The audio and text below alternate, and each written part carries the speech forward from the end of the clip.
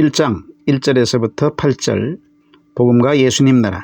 자, 그럼 지금부터 본문에 들어가서 강론을 시작하도록 하겠습니다.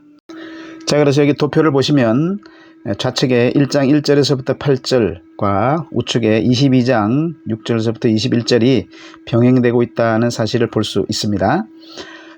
제가 좌측에서는 예수님 나라, 우측에서는 하나님 나라라고 제가 표현을 했는데 사실은 이 두 개념은 같은 개념입니다. 그래서 예수님 나라가 곧 하나님 나라고 또 하나님 나라가 곧 예수님 나라입니다. 다만 하나님께서 예수님을 이 땅에 보내심으로써 하나님 나라를 세우게 하셨기 때문에 예수님이 오셔서 세우신 나라가 하나님 나라라는 것을 함축하고 있는 것이고, 실제적으로는 예수님이 오셔서 하나님 나라를 세우시는 일을 하셨기 때문에 예수님 나라라고 할 수가 있습니다. 그래서 아버지의 나라는 아들의 나라고 곧 아들의 나라는 또 아버지의 나라인 것입니다. 다만 역사의 마지막 시점에 이제 그리스도께서 우리 구속의 역사를 다 성취하시고 이 세상을 다 이제 끝내시고 새로운 세상이 시작되게 하실 때 예수님이 이루신 모든 나라를 하나님께 바칠 때가 오기 때문에 그때 하나님 앞에 바쳐져서 이제 온전히 하나님 나라로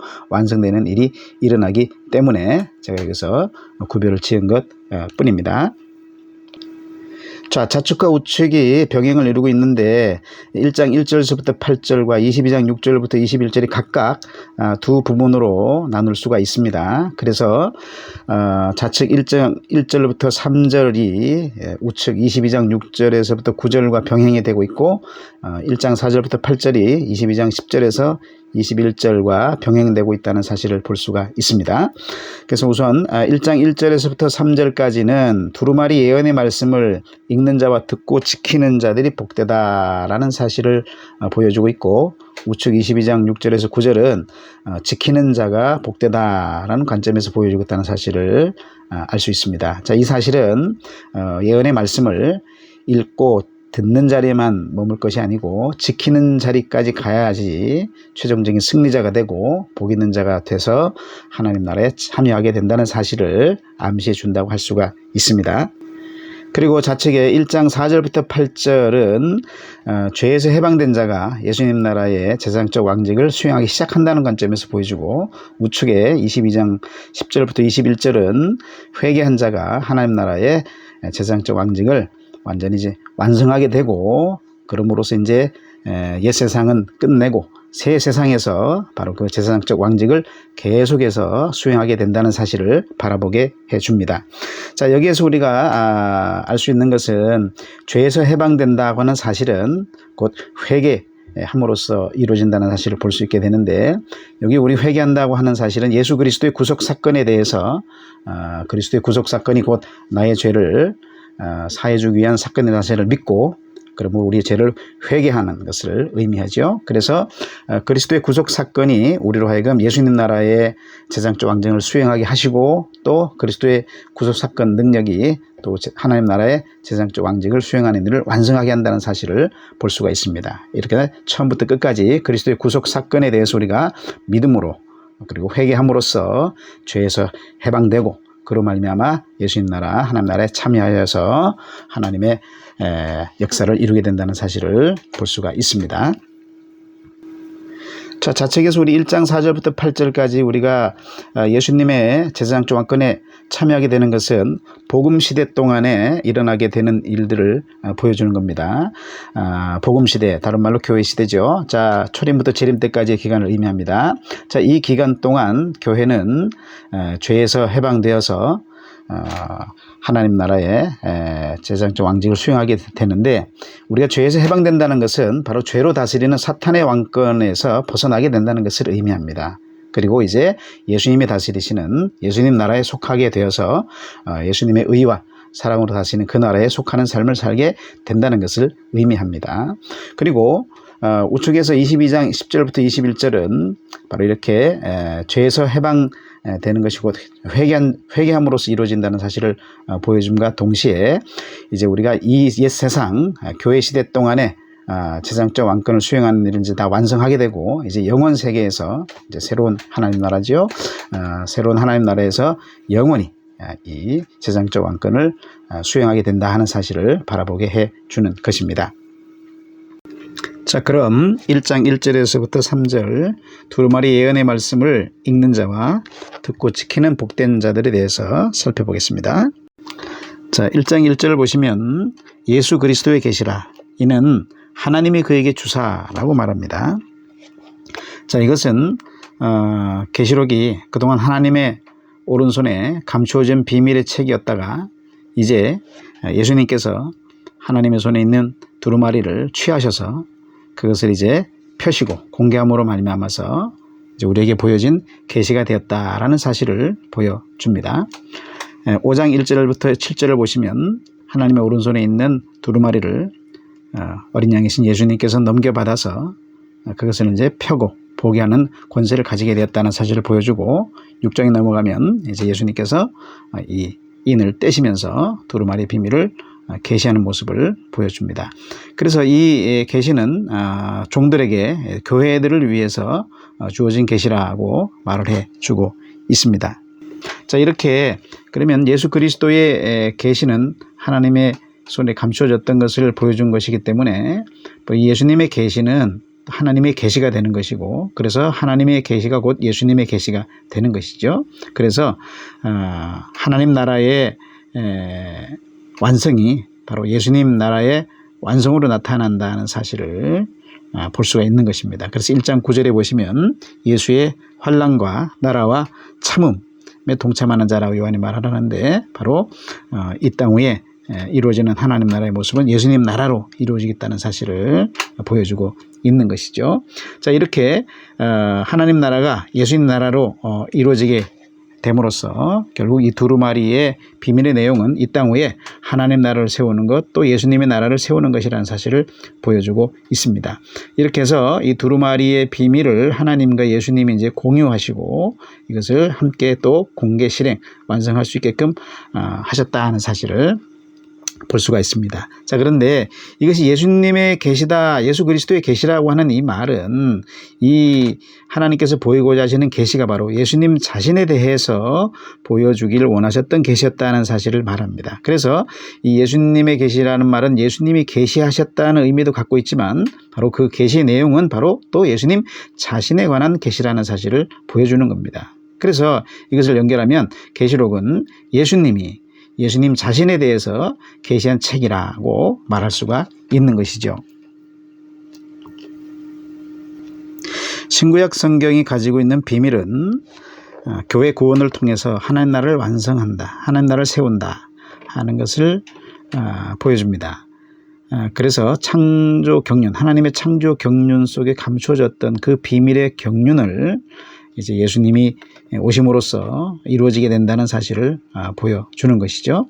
그래서 이것을 지금까지 이제 감추셨다가 그리스도를 보내심으로써 다 드러내셨습니다. 그래서 신약은 그 드러낸 비밀을 이제 우리한테 보여주는데 마가복음 1장 1절에 보시게 되면 하나님의 아들 예수 그리스도의 복음의 시작이라 하는 말을 하고 있는데 이렇게 바로 복음서는 예수님의 초림으로써 하나님 나라가 시작되었다는 것을 보여주는 것이죠.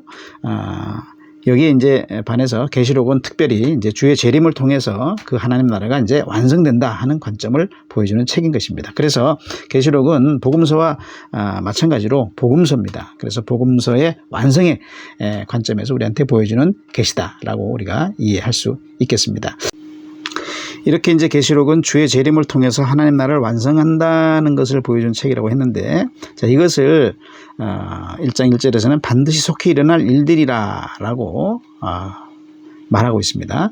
그래서 여기 반드시 속히 일어날 일들, 여기서 속히라는 말은 바로 고난받는 자기 백성을 건지시려는 하나님의 마음을 표현한 표현입니다. 그래서 이 표현만 봐도 바로 계시록의 핵심 내용이 하나님 자기 백성을 구원하셔서 하나님 나라를 완성하시겠다, 그 사실을 내가 계시하는 것이라는 사실을 암시하고 있다는 사실을 볼 수가 있는 것이죠. 그리고 여기서 일어날 일들은 크게 교회 구원을 통해서 하나님 나라를 완성하는 것과 세상 심판을 통해서 하나님 나라를 완성하는 것을 의미합니다. 물론 주된 관점은 교회 구원을 통해서 하나님 나라를 완성하는 데 있습니다.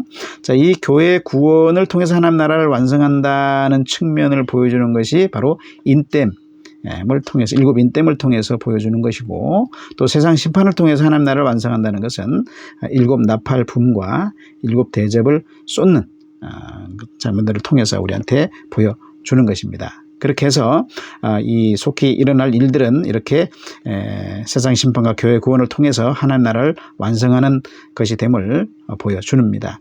자, 물론 이 하나님 나라를 완성하는 과정에 있어서 다양한 재림전에 발생할 다양한 사건들을 또 보여줍니다. 근데 이 다양한 사건들은 어디까지나 하나님의 구속 계획에, 다시 말해서 교회를 구원하고 세상을 심판하는 일에 관계된 사건들을 기록하고 있기 때문에 그냥 계시록을 볼 때 단지 미래에 일어날 일들을 예언하는 것으로 생각하고 우리 일반 역사적 사건이 일어난 일들을 1대1로 시대적으로 대입해서 해석해서는 곤란하다는 것입니다. 계시록은 그렇게 주어진 책이 아니고 바로 교회 구원과 세상 심판을 통해서 하나님 나라를 완성한다는 사실을 반복적으로 계속해서 우리한테 보여주고 있는 책이기 때문에 시간적으로 해석해 들어갈 것이 아니라 이 주제에 맞춰서 그 관점에서 어떤 관점에서 이것을 보여주고 있는가를 생각하면서 읽어야 한다는 사실입니다.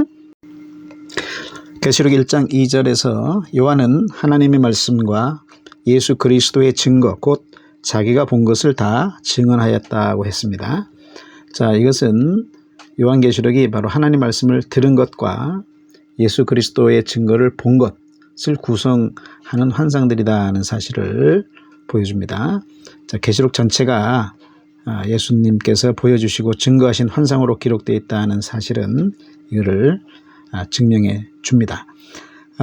여기 하나님의 말씀을 들은 것과 예수 그리스도의 증거를 본 것이라는 말은 요한계시록을 가리키는 동일한 표현입니다. 그래서 계시록은 하나님에게서 온 계시이기 때문에 하나님이 증거하신 하나님의 말씀인 것이고, 또 동시에 계시록은 예수님이 그 하나님의 계시를 위임받아서 증거한 것이기 때문에 예수 그리스도께서 말씀하신 예수 그리스도의 증거가 되는 것이죠. 그래서 22장 8절에 보면은 본 것을 보고 들은 것이다, 듣고 볼 때라고 표현을 하고 있고, 1장 10절 11절에도 보면 들으니라고 하면서 또 네가 보는 것이라고 묘사하고 있는 것을 볼 수 있습니다. 자, 그래서 둘은 같은 의미를 갖고 있다는 사실을 볼 수 있게 되고요. 자, 여기서 그러면 그리스도께서 증거하신 그 증거의 내용이 뭐냐? 그것은 바로 하나님이 명령하신 하나님 나라의 복음이다.